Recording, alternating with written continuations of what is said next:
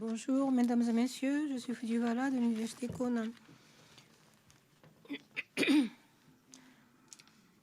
Ma conférence est intitulée « Où les apprenants de l'allemand trouvent-ils l'intérêt d'étudier l'allemand ?»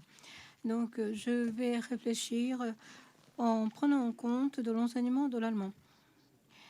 Les cours de langue étrangère, en particulier de l'allemand, est quelque chose de très complexe et on ne peut pas parler des objectifs de l'enseignement de l'allemand sans situer l'enseignement de l'allemand dans le contexte social.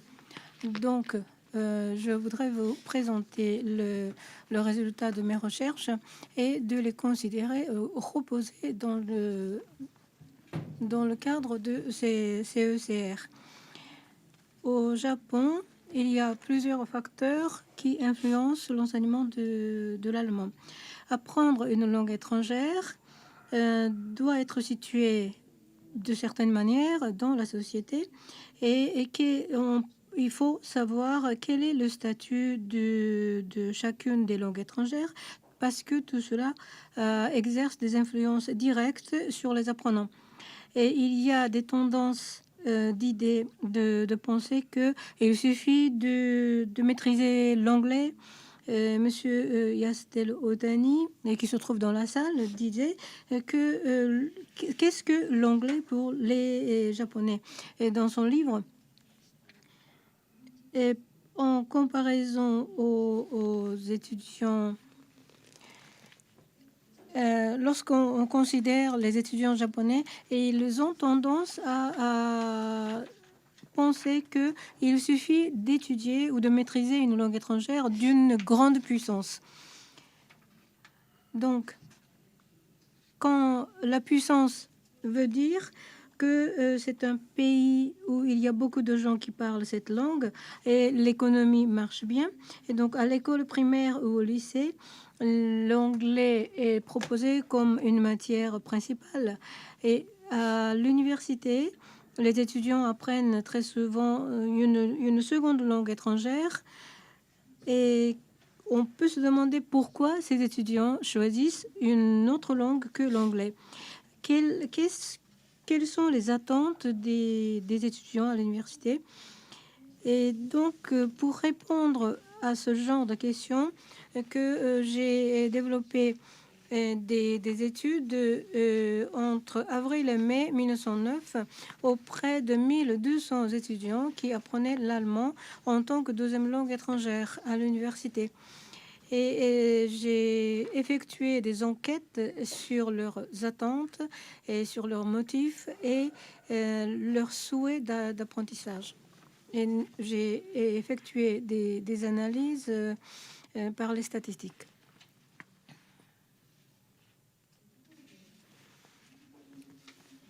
Dans la recherche de l'apprentissage de la seconde langue, il y a des études sur la motivation qui amène les étudiants à apprendre une langue donnée.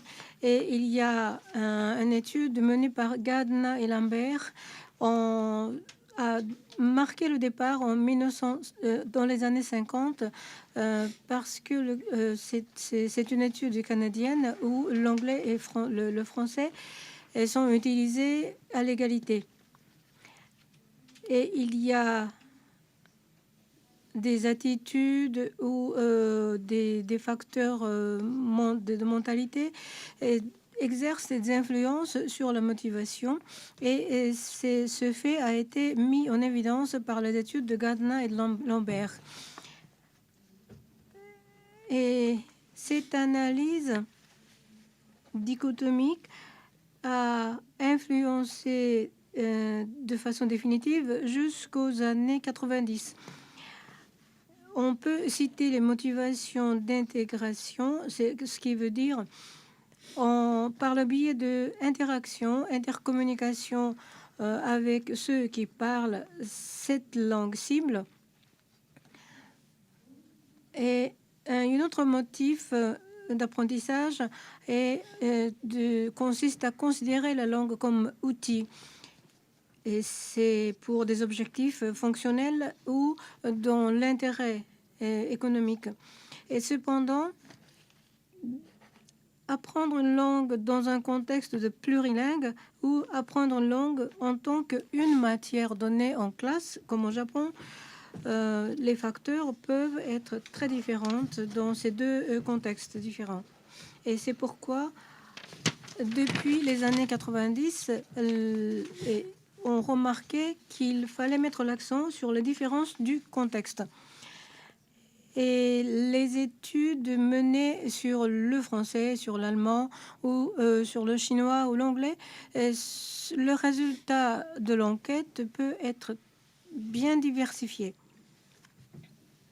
Et par exemple, on peut citer le livre intitulé International Posture, dont l'auteur est Tomoko Yashima, qui a fait des recherches sur la motivation d'apprentissage des langues étrangères. Et lorsqu'on va à l'étranger et lorsqu'on prend contact avec les étrangers, et cette œuvre analyse les comportements des personnes qui ont des contacts avec d'autres cultures. Mais dans des universités japonaises, lorsqu'on apprend l'allemand, il y a des motifs bien spécifiques. C'est ce qu'on peut supposer déjà avant de lancer l'enquête. Alors, chez les étudiants japonais qui apprennent l'allemand, pour quelles raisons ont-ils choisi d'étudier l'allemand à l'université? Et comme il s'agit d'une langue des non-spécialistes, pour étudier, pour analyser leurs motifs, j'ai préparé 42 deux groupes de questions. Et les étudiants choisissaient entre je ne pense absolument pas, degré 5, et je pense absolument, je suis d'accord, degré 5, et je ne suis pas du tout d'accord, degré 5. Et le choix était classé en 5 degrés. Et nous avons pu déceler des facteurs comme je m'intéresse à la culture, aux langues européennes. J'aime bien l'Europe, je m'intéresse à l'Europe, ou je m'intéresse aux langues européennes et j'aime l'image de l'Allemagne. Je m'intéresse à la musique, au cinéma, à la culture, la littérature allemande. Et vous voyez le résultat de l'analyse. Quel que soit le domaine des études des étudiants, le premier facteur se voit ici, c'est-à-dire je m'intéresse à la culture et à la langue différentes. Et ensuite, il y avait des motifs du deuxième groupe, c'est-à-dire j'aimerais bien lire les documents spécialisés. Ou troisième facteur, c'est de vouloir aller travailler à l'étranger. Et quatrième facteur concerne l'intérêt dans leur domaine de spécialité, c'est-à-dire sciences sociologiques, sciences naturelles ou les lettres. Et cinquième facteur, c'est pour avoir les UV.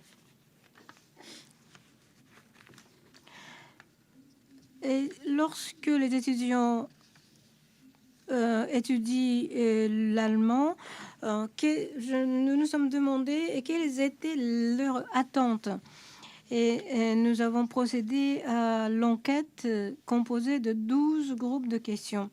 Et le résultat montre que les étudiants s'intéressent à écouter et parler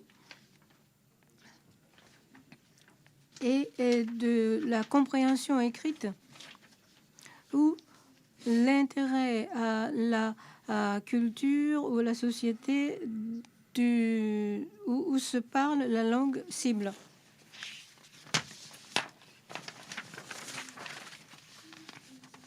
Et c'est le résultat C'est ce qui est souligné dans le guide pédagogique pour le lycée. Et il y a probablement tous ces facteurs s'expliquent par le fait que de plus en plus d'élèves qui vont à l'étranger. Et puis, probablement beaucoup d'élèves commencent à penser que c'est important d'être capable de faire la communication. Le premier facteur, c'est l'intérêt aux cultures et aux langues différentes. À la première année de l'université, à l'entrée de l'université, nous nous sommes demandé quelles étaient les images qu'avaient les étudiants qui commençaient à étudier l'allemand. Nous avons mené l'enquête auprès de 950 lycéens et collégiens. Et ces images sont déjà figées au début de la première année du lycée. Et cette image ne diversifiait pas jusqu'à la fin du lycée. Et nous avons demandé d'écrire des images sans limiter le nombre. Et nous avons classé les images indiquées par les étudiants. Au milieu de couleur orange concerne la culture alimentaire. On pense tout de suite aux saucisses, aux pommes de terre, dès qu'on entend parler de l'Allemagne. Ensuite, la partie bleue concerne l'histoire. Par exemple, l'Allemagne rappelle tout de suite Hitler, le pays perdant de la Seconde Guerre mondiale, ou la division en deux Allemagnes. Et le mur de Berlin a été cité par beaucoup d'élèves. Ensuite, une question posée sur les produits industriels. Mercedes, BMW ont été cités par beaucoup d'élèves. La partie verte sur le sport, art, la musique et le football ont été cités. Ensuite, les images, quand on entend parler des Allemands, des personnes. Nous avons analysé les réponses. Quelles sont vos images d'abord sur les Allemands? D'abord, sur les traits physiques, les blancs qui sont grands, avec le nez haut, grand nez, et ils sont, en apparence, ils sont beaux. Et puis, des mentalités, il y avait des réponses intelligentes ou assidus, sérieux. Alors, cette tendance se remarque à partir de la première année du lycée et jusqu'à la fin du lycée sans qu'il y ait des changements remarquables. Et au Japon, probablement, il n'y a pas beaucoup d'occasions d'avoir des contacts avec les étrangers.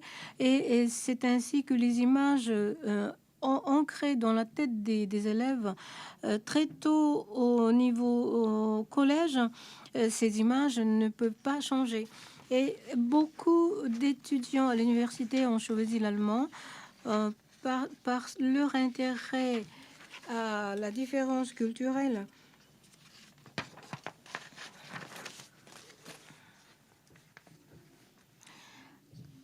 Le CECR insiste sur les compétences linguistiques et en distinguant par rapport aux autres compétences. Les compétences générales, ça se réfère sur le savoir et puis le savoir-faire. Troisièmement, sur le savoir-être qui est en rapport avec la personnalité. Ensuite, en anglais, ce qui est dit learn to learn, en français savoir apprendre, ces 4 catégories sont distinctes. Et ces 4 compétences ne sont pas des notions spécifiques à l'apprentissage de langue. Mais il faudrait considérer ces notions comme un outil de compréhension des différentes cultures. Les connaissances sociales et culturelles sur l'Allemagne chez les étudiants sont déformées par des idées stéréotypes. Il faudrait dépasser le rapport entre les gens qui est basé sur des idées stéréotypes. Et il faut savoir agir dans un contexte interculturel. Mais ce qui est important, c'est de mettre dans le contexte interculturel les enfants dès le bas âge. Et pour ajouter des connaissances nouvelles, la capacité, la compétence de savoir apprendre est indispensable pour les apprenants des langues étrangères. Les connaissances sociales, culturelles peuvent être modifiées par des contacts personnels avec même des gens qui parlent leur langue maternelle. Et il faut avoir des capacités d'accepter les différences tout en enrichissant leur propre personnalité. Mais au Japon, dans les classes d'allemand, il faut ajouter les aspects pluriculturels dans les cours d'allemand à l'université. Et on discute sur la transposabilité de CECR au Japon, mais il faut savoir que les étudiants choisissent l'allemand en citant comme première raison l'intérêt et leur curiosité sur la langue et sur la culture allemande. Et donc, il faut bien enrichir leurs idées, leurs connaissances sur la culture. Merci de votre attention.